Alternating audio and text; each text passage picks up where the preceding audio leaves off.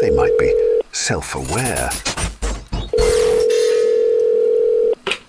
Gary here, hired for what the IRS considers incidental income, and calling from a gas station payphone that smells like unleaded. And poor decisions. Today on They Might Be Self-Aware, Claude reports Chinese hackers to the FBI.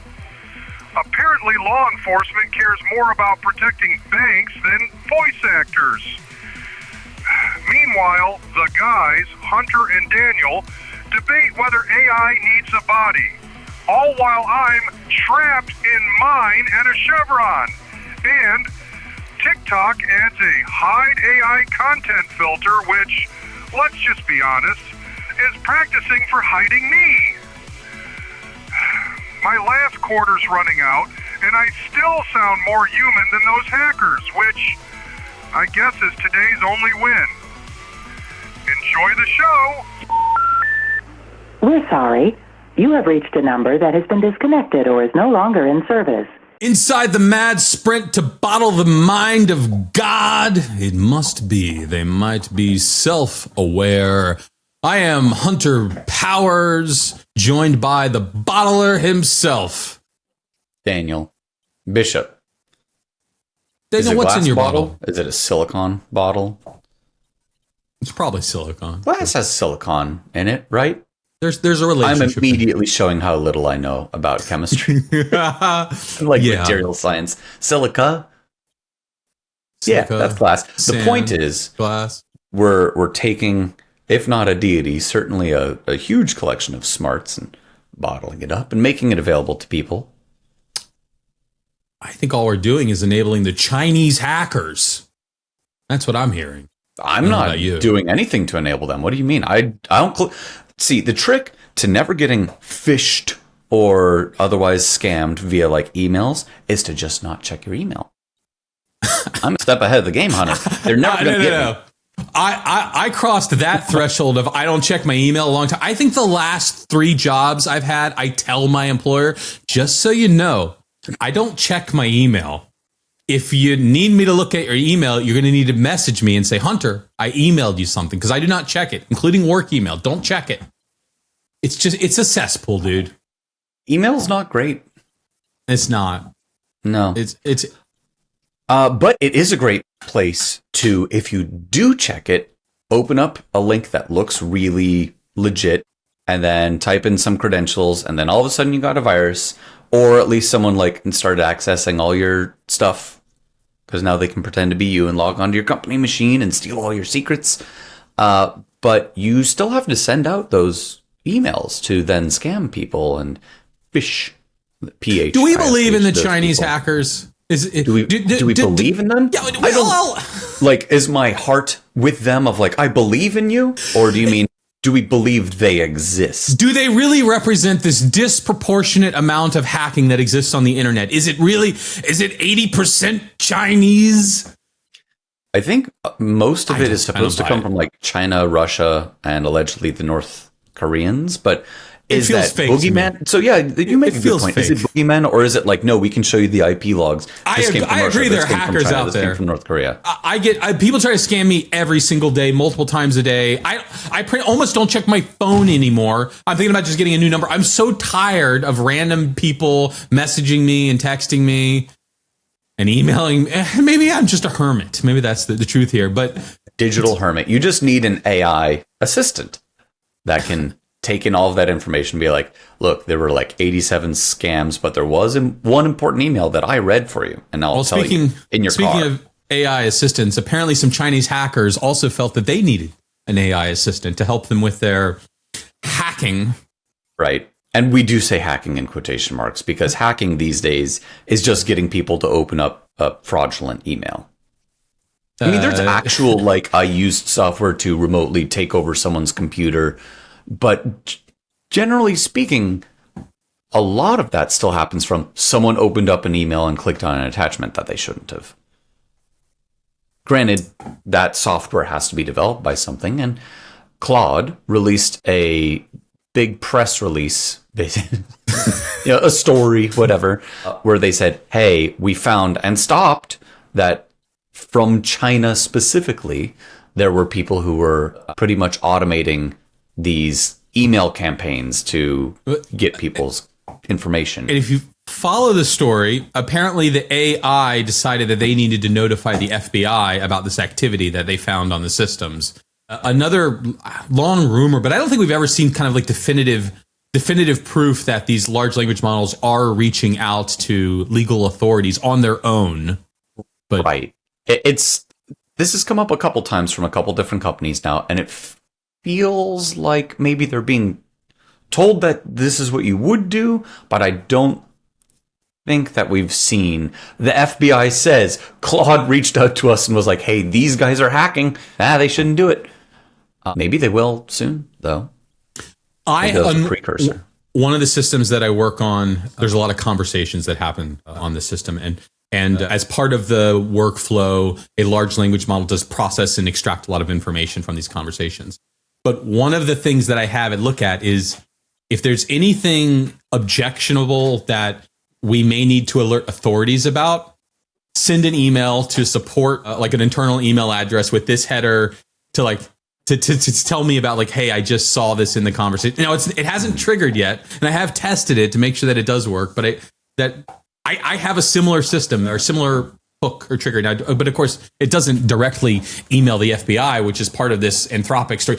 So it's a giant phishing thing where they were leveraging Claude to help write the emails. 4.5 supposedly sonnet. It was nearly automated to the point where someone just had to like hit continue. Yeah, just like asking a large language model where it'll write up the thing. Then if you say yes, next, then it calls the tool use of send out 400,000 emails. 80 to 90% of the attacks were automated with minimal human oversight. 80-90% of coding work that I do is basically automated at this point. So yeah, that tracks. If they're writing software that sends out a big massive spam email type, not spam, I guess is phishing, technically different. Sure.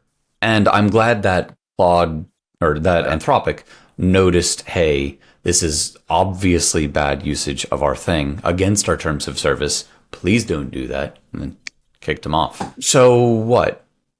Hold on a second. By the way, there are a lot of people who are questioning this story significantly. But I was just thinking of another thing. Why in the world did these quote unquote Chinese hackers decide to use the like most ethical United States based AI Why company not use DeepSeek? Yeah, they could run their own hardware. Like, who said, oh yeah, does anyone have a credit card? I want to sign up for Claude so we can hack all these banks. When it says Chinese nationals yeah, exactly. Chinese nationals were doing. It makes you imagine that there's a giant place with like it's state run and whatever, and there's 8,000 people in some gigantic warehouse like space, each with their own computer hacking away. It could have just been 3 dudes in an apartment in China somewhere. And like anywhere in between. And they weren't very smart if they did it this way. This is not the way to do it. Why use Claude? Yes, Claude is the wrong model to use. I'm glad Anthropic noticed. I'm glad they said, hey, we found this bad usage of our thing and we shut it down. But right, something like that, we noticed bad activity on our platform and we shut it down, happens all the time. Is this really just Anthropic saying, look how good we are that we were able to successfully run a phishing campaign with our stuff? That's how effective our software is? Here's what I think, is that they do have systems to scan the content, to look for objectionable content. They found some examples, and maybe a lot. They found 100,000 examples of someone writing phishing emails, leveraging, I think, completely plausible. But then they decided to leverage it and to try to create this giant story about how powerful their systems are. Look, you can use Claude to hack a bank. If it can hack a bank, well, I'll use it to help, do this task that I need to do, because it's this big, all-powerful system. Even the Chinese hackers are using Anthropic Claude. It's that great. That's what I think is going on. We're an internationally acclaimed podcast, right? And if not, can we get someone like in China, I guess, why not? Or anywhere, a whole bunch of countries, and say like, yes, I person from this country, love, they might be self-aware, and then we can say that we're internationally acclaimed. Like, is this the kind of, are we fishing for acclaim and for accolades and for just like people thinking about us by virtue of we release something that says our thing is so good that people are using it in other countries to do stuff? YouTube did select us to dub our content into multiple different languages, although I've yet to see any confirmation of this. But yes, that would be our international accolades. And yes, we have international numbers. I can verify that we are consumed in other countries. Mostly China and Russia and North Korea? No, not mostly. Mostly those countries. I'm trying to think off the top of my head. We have a listener base in Australia, in the UK, obviously English speaking, but Germany, we have a significant number. So not English. Hallo to Deutschland. I was going to make an inappropriate joke, but I'm going to skip past that. Glad you didn't. I'm sure our German listeners are glad you didn't. Let's get on to something a little bit lighter. Yeah, what's something that you can do that isn't hacking people with a large language model? Well, until very recently, you couldn't do this. Well, you could in the very early days of that first week of was it Sona? I'm forgetting the names of my. No, not Are we talking about music generation again? We are talking about Sora. Sora 2. The very early days. I was bringing up my Sora app. You could do this, and then it quickly went away. And that is to use Disney characters in your generative AI to finally live out your fantasy, Daniel, of being a Disney princess. Disney stopped suing everyone for making stuff, and now they're saying let's do it ourselves. Well, the mouse did they partner with someone, or? But what do you mean? So wait, Disney is getting into the generative AI game. That feels almost antithetical to everything that I've seen in their approach to these technologies so far. I agree that it is, but I also would suggest that every industry is going through this sort of same song and dance. Yeah. They start from the position of, we are all about the humans that work here and the soul and the trust that they put into it. And we believe that this makes a better content. And then slowly they adopt a few tools to make them more efficient. And then just look at their animation. They started with absolutely, hand-drawn cells and everything and have moved well into the digital age at this point. Put a bunch of human animators out of work, or at least made them pick up a stylus instead of a pen. A Wacom tablet. Yeah, so they're good. They seem to be going headfirst into the generative AI world. Now they just sort of announced content. Bob Iger, the CEO, who I guess is rumored to be going away fairly soon. He's been there a very, very long time, but has said, hey, we're getting into this space, starting to come out with next year. There will be our sort of first product offerings, leveraging generative AI technology, where the assumption is that you're going to be able to do things like create custom Disney stories or put yourself into Disney stories, similar to what we've seen thus far, but leveraging the Disney assets. But you can take this all the way to sort of any end of whether it's entire virtual worlds, the virtual Disneyland that you can go around, all leveraging these technologies and creating custom experiences just for you within that lovely Disney brand. Well, it's not what they're advertising it, or at least alluding to from what I've seen. They're saying it's short form content, which most of the videos that you can generate these days are 10-ish seconds long. Yes.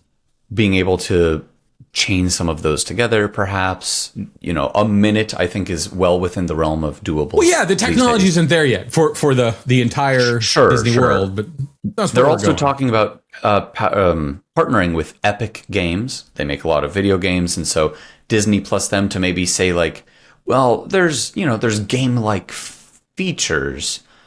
I don't know what the heck that could possibly entail, but when it comes to the legality of music or art or what have you from the AI side, currently you're not allowed to copyright these things. Currently there's a lot of gray space.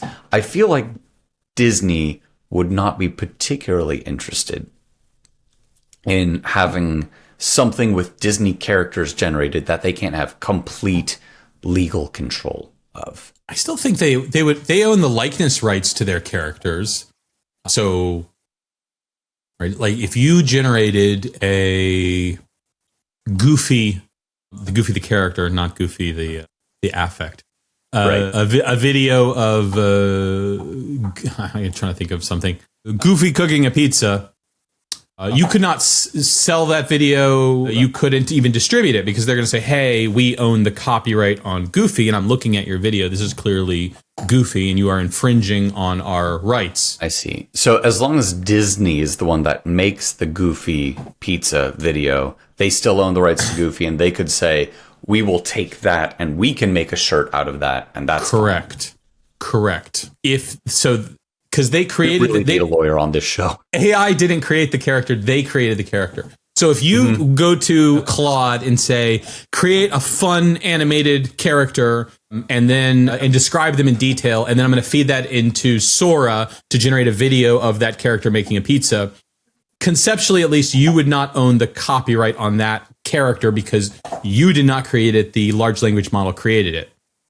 If instead, before you went to Claude to create your funny cartoon character in your head, you sketched some things, you came up with the idea, and you're like, I've got this great idea for a character. I'm going to go to Sora, create a video of this character. Or Veil 3 or any other, any of them. Runway. Then you would own the rights to the character, and no one else could use that character, assuming you copyrighted it. And then there's this kind of gray area for our German listeners where you have Claude come up with the character. You have Claude come up with the character, and then you go in and tweak it afterwards. So Claude comes up with the character. You're like, you know what? I love this, but what if he had a mustache? Well, now it's a creative work that a person was responsible for. Yes. And I think that that's another way that they get around these rules. So you generate some video with one of these video generators, but then you bring it into whatever your video editor is, and you tweak it a little bit, and you add a little something, and now it isn't. That output is your output, and you can own the copyright on that output. So I think there's lots of workarounds. You broke my brain. Intellectual property stuff and all this legality. I wish Disney Plus the best, I guess. I personally it doesn't feel super in their wheelhouse. So, you know what?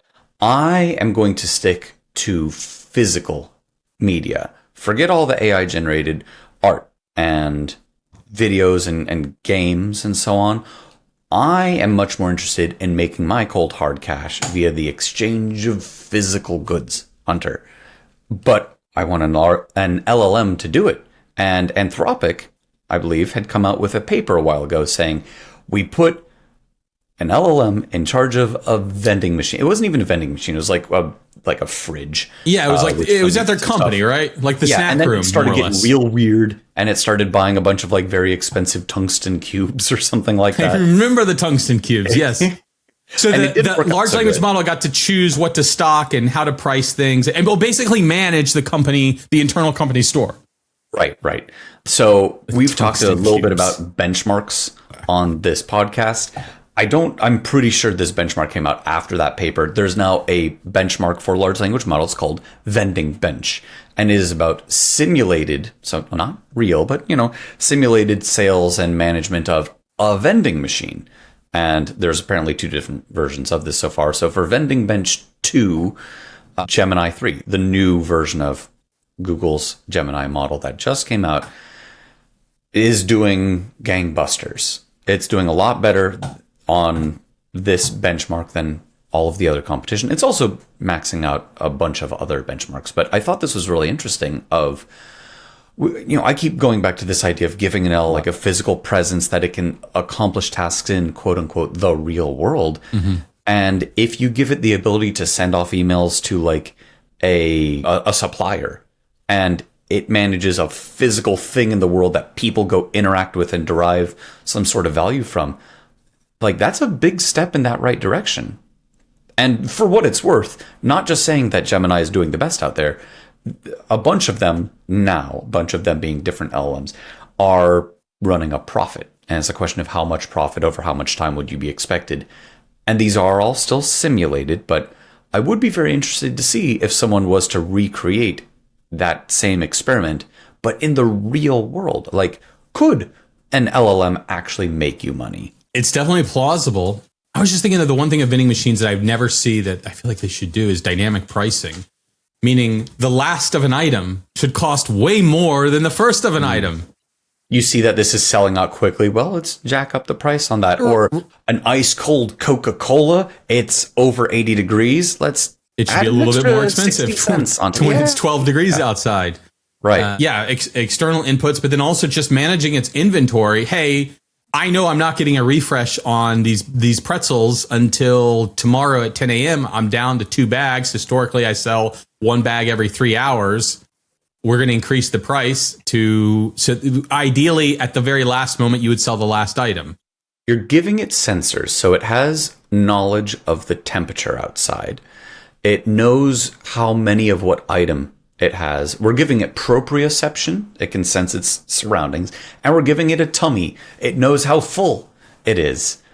Is the first digital to non-flesh real being, like, is it just a vending machine with some big googly eyes on it and a bunch of sensors saying, feed me more pretzels, Hunter, I'll make you so much money? And actually, I think, those ideas that way of thinking about it is probably wrong. All that is validating that there is alpha. I think it's wrong, but not for the reason you're about. Not morally wrong. No, it's just validating that, I think that alpha exists. But what we're talking about is remove the humans. Just say, again, Claude, now that you've done all the hacking for the Chinese nationals, please run this vending machine.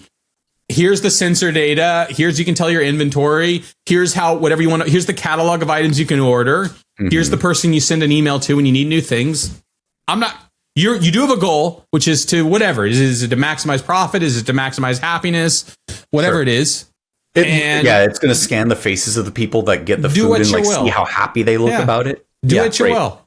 Great. But I'm not going to tell you what to do. Well, remember when I had Claude tell me what to do with some money? It's like, why don't you donate it, dummy? And oh yeah, sure, I'll do that. So I did.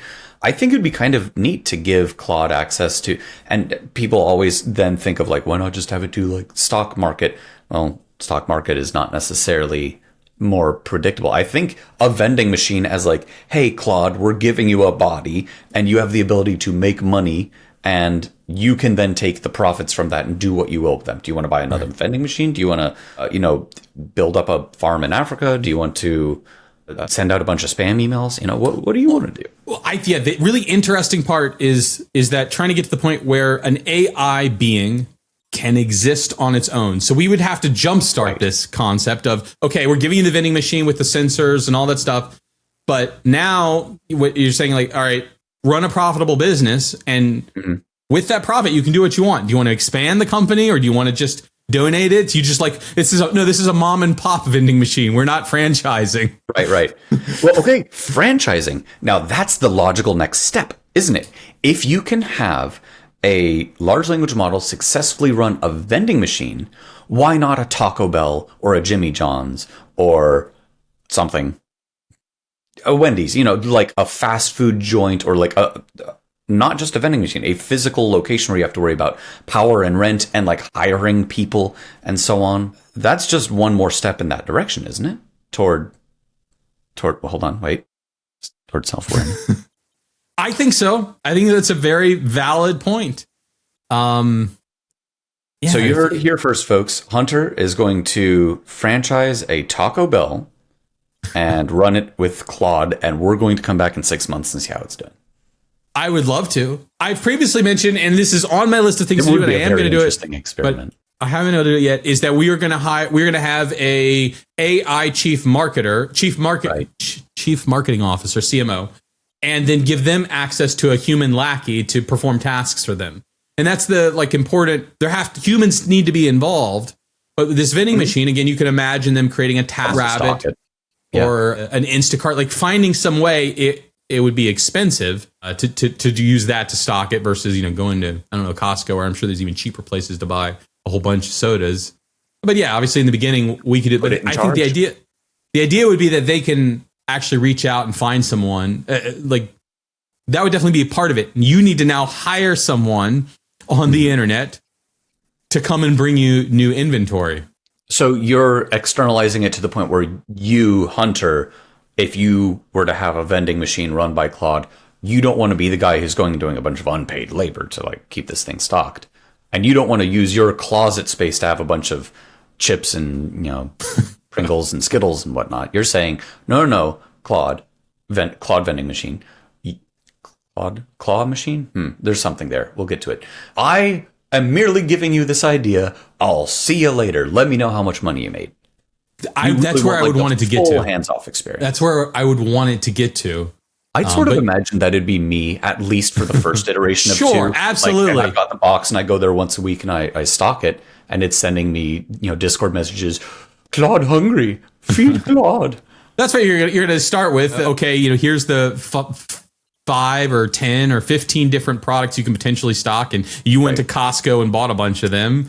All right, the vending machine exists, and it can chat with you on Discord. But eventually it's one of those drones that Amazon was prototyping for a while where like it just lands on the box and flies off with it, and it lands by the machine. Maybe there's a big hopper at the top that opens up and it just drops a bunch of stuff in and it sorts itself. That would be the goal. That again, I guess there's the iPad with the arm on top that like puts everything in the right place. These beings could actually exist autonomously in our world. And in order to do that, they need to autonomously be able to gather resources that they need in order to exist, right? Food and shelter. Sure. What is their food and shelter? Okay, well, it's server hardware, but they also need that wetware, walking around and buying stuff from it, and they don't necessarily need that. They can use humans to do that. That's the wetware. Wetware okay. People. Yeah. I don't know if a new term I was unaware of. Maybe you're aware of it. EGI in comparison to AGI. There is AGI, and then there's this other thing. Artificial EGI. General Intelligence. Yes. And then EGI, Artificial General Intelligence. Okay. No, maybe not. I didn't know the term either. I had to look it up. Embodied General Intelligence. And so this is... No, this is when we talk about artificial general intelligence in general, people are saying that, okay, the moment when AI can do most things as well as a human. And so we'll quickly... On a computer, I think the default is just most things. People don't usually put in that last part of on a computer. Okay, you're saying like this is humanoid robots going and doing like warehousing jobs. Well, and, like there's a robot butler and a robot... what EGI is a clear distinction, that AGI is only tasks on a computer. I see. EGI, embodied general intelligence, is explicitly talking about putting the AI into some sort of a robot to be able to task. A person with a body. Yes, embodied general intelligence. There's the artificial general intelligence, and then there's the body of being able to go out and complete tasks. DGI, disembodied general intelligence. So we've got the sort of distinguishing line there. Or AGI, disembodied artificial general intelligence. DAGI. You heard here first, folks. We are defining that, and we're making the clear distinction, so there's no confusion going forward. You're either Eggy or Daggy. Are you Daggy or are you Eggy, Hunter? I think right now I'm opening up TikTok, and so TikTok is introducing a new filter where you can decide how much AI content you want, and I'm turning that thing all the way off. Yeah, don't show me any AI. We want people. I don't know Daggies, no Daggies, no Eggies. We want people. We want real people making our podcasts and our YouTube shorts. By the way, we do employ real humans to edit our YouTube shorts, although I've not been doing a good job of posting them recently. If you're, they're coming. They're coming because there's a real human that has to post them. Keep an eye out for our shorts. But I thought this was an interesting user experience UX paradigm, that TikTok introducing this filter where you can say how much AI content you want to see or you don't want to see. The ability to I think that's turn nice. it off. Yeah. I imagine anyone else say like, look, you're going to see some, and we're sort of sorry about that. Welcome to the new world. But yeah, granted, for at least the stuff that is flagged or had been like purposely noted, this one's AI, to say, I don't want to see that. Like, yeah, I can appreciate that. Well, I guess, yeah, it's interesting I'm curious what the data suggests. Do people care? Do they turn it off? Our gut, I think, would be that they kind of turn it off. Getting through it anyways. Because it feels sort of spammy. But it's also a note or a comment on the fact that it is still distinguishable. It's very distinguishable that, oh, okay, this video. I don't think text is, and a lot of video is frankly starting not to be. I think it's the voices more than anything else in the video. I just recognize, that is the Sora 2 kind of voice tone on this video. This is definitely not. Those are still purposeful. Like, if you listen to some of the stuff coming out of 11 Labs, for example, or even some open source type stuff, the artificiality there is on purpose, and it won't necessarily always be so. Fair. But in general, being able to turn it off if you want, I conceptually am aligned with that. I do think a lot of people are going to have artificially generated content and don't flag it as such. That's my main problem with that sort of approach. But we should be able to detect that, I think. Well, for now. Well, when it comes to text, there's plenty of kids in college saying, hey, I might be getting expelled for a thing that I definitely wrote, or here's, the Declaration of Independence, definitely AI generated, etc. I agree on the text side. We've crossed the yellow brick road. We have jumped the shark, maybe? Maybe. Digital shark. Jumping we'll save that for one of your intros. Crossing the digital jumped shark. Yeah, exactly. If you wanted to jump the shark with us, where would you do that? If you wanted to listen to more about vending machines. Anywhere podcasts are embodied available. Sharks. Anywhere podcasts are available. Whether that's, on Costco, wonderful YouTube. Vending machine. A vending machine near you. A vending machine with podcasts in it.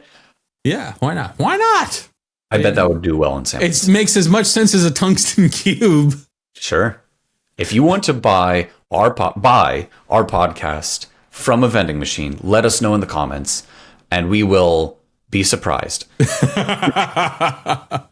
Or just subscribe. It may be easier. That would be a lot easier. Honestly. In fact, that's going to be my very strong recommendation. However, we will listen to feedback. We'll have the slider just like TikTok. No, vending machine or just subscribe on the app. Where do you put your slider? Well, there's kind of a slider. There's usually like a thumbs up or a thumbs down on most platforms. Sometimes there's stars. Give us thumbs and stars. We love those. And now on twice a week. So that's true. You haven't yet, hit the subscribe. We love all our subscribers. It's great to see you. Great to hear from you. I'm trying to think of some more nice things to say, but I've kind of run out. Great to be you, whoever you are. It's great to be you. And to all the Chinese hackers out there. Yeah, right. Quit using Claude. Yeah, don't use Claude. Come on. You're getting in trouble, guys. Stop it. Yeah, for any aspiring hackers out there, I feel like hopefully we've dropped some knowledge, which you shouldn't be using. Claude's. But they're becoming more. Wait, no, hold on. They might be becoming more self-aware. I got it 2 times, 1 episode. Yes. We'll be back next time with even more. They might be self-aware.